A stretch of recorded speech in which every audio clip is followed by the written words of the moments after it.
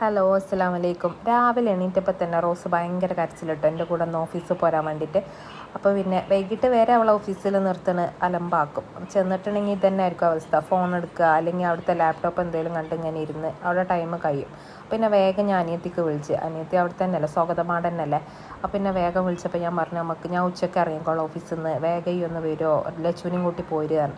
അപ്പോൾ ഏതായാലും ലച്ചുവിന് ഇന്ന് ബ്യൂട്ടി പാർലറിലൊന്ന് ഹെയർ കട്ട് ചെയ്യാണ്ടായിരുന്നു. അപ്പോൾ ഞാൻ പറഞ്ഞു, അപ്പോൾ അവൾ പറഞ്ഞു എന്നാൽ വായോ ഒന്ന് നമുക്ക് പോകാമെന്ന് പറഞ്ഞ് ഞങ്ങൾ എന്നിട്ട് സ്മാർട്ട് സിറ്റി പോയി. സ്മാർട്ട് സിറ്റിയിലാകുമ്പോൾ നമുക്ക് വൈകിട്ട് പിള്ളേർക്ക് അവിടെ കളിക്കാനുള്ള ഒരു സ്ഥലമുണ്ട്, നമ്മളെ കോട്ടക്കുന്ന് പോലെ തന്നെ. അപ്പോൾ ഞങ്ങൾ മക്കളെയും കൂട്ടി അങ്ങോട്ട് പോയപ്പോൾ ഞങ്ങൾ വേഗം ബ്യൂട്ടി പാർലറിൽ കയറിയിട്ട് ഹെയറൊക്കെ കട്ട് ചെയ്തപ്പോൾ ലച്ചുവിന് കുഴപ്പമൊന്നുമില്ല കേട്ടോ, ഭയങ്കരമായിട്ട് ഹാപ്പിയാണ് ഓക്കെ ഹെയർ കട്ട് ചെയ്യാൻ വേണ്ടിയിട്ട്. നേരെ മറിച്ച് എൻ്റെ മോൾ അങ്ങനെയല്ല. എൻ്റെ മോൾക്ക് ഞാനോ അല്ലെങ്കിൽ എൻ്റെ അനിയത്തി കൊണ്ടായാലൊന്നും ഇഷ്ടമല്ല, ഹെയർ കട്ട് ചെയ്യാൻ പോകണമൊന്നും പറ്റില്ല. ഓക്കെ ഷിബോ ബിബോ അവരെ കൂടെ പോകണം ഏറ്റവും ഇഷ്ടം.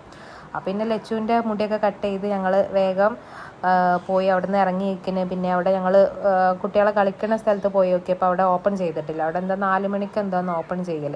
അപ്പോൾ പിന്നെ ഞങ്ങൾ നേരെ താഴെ അതിൻ്റെ ഒരു ഫുഡ് കോർട്ട് ഉണ്ട് സ്മാർട്ട് സിറ്റിൻ്റെ താഴെ തന്നെ. അപ്പോൾ വേഗം ഫുഡ് കോർട്ട് പോയപ്പോൾ അവിടെ ഫുഡ് ഓർഡർ ചെയ്യാൻ പോയി. അപ്പോൾ അവിടെ ചെന്നപ്പോൾ മക്കളോട് ചോദിച്ചു എന്താ വേണ്ടിയെന്ന് ചോദിച്ചപ്പോൾ അവർക്ക് പല ലിസ്റ്റ്, അവരെ കിട്ടണ ലിസ്റ്റൊക്കെ പറഞ്ഞുതരും.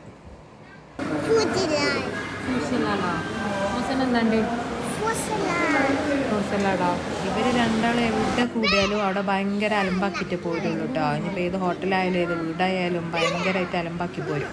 പിന്നെ അവർക്ക് രണ്ടാൾക്ക് വേഗം ഫ്രൂട്ട് സലാഡ് ഓർഡർ ചെയ്ത് പിന്നെ ഫസ്റ്റ് തന്നെ അവരെന്നെ കൊടുത്തു കേട്ടോ. അവിടുന്ന് ഹോട്ടലിൽ നിന്ന് തന്നെ അവരെന്നെ കൊടുത്തു. ഞങ്ങളെ ഫുഡ് ഓർഡർ ചെയ്യുന്നതിന് മുന്നേ തന്നെ അവർ മക്കൾക്ക് രണ്ടാൾക്ക് വേഗം ഫ്രൂട്ട് സലാഡ് കൊടുത്തു. അത് രണ്ടാളും കഴിച്ച് പിന്നെ ഞങ്ങൾ ഓർഡർ ചെയ്ത് അവിടെ ഒരു കോംബോ ഉണ്ടായിരുന്നു കേട്ടോ. ഒരു 59 രൂപയ്ക്ക് മിൻറ്റ് ലൈമും പിന്നെ ഫ്രഞ്ച് ഫ്രൈസും പിന്നെ എന്തോ ഒരു കബാബോ എന്തോ ഒരു സംഭവം ഉണ്ടായിരുന്നു.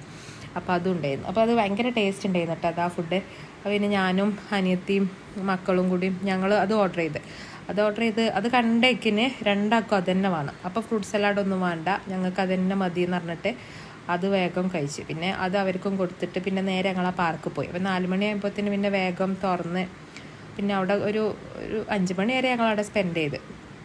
പിന്നെ അവരെ കളിയും അവിടെ തന്നെ ആയിരുന്നു അവർ.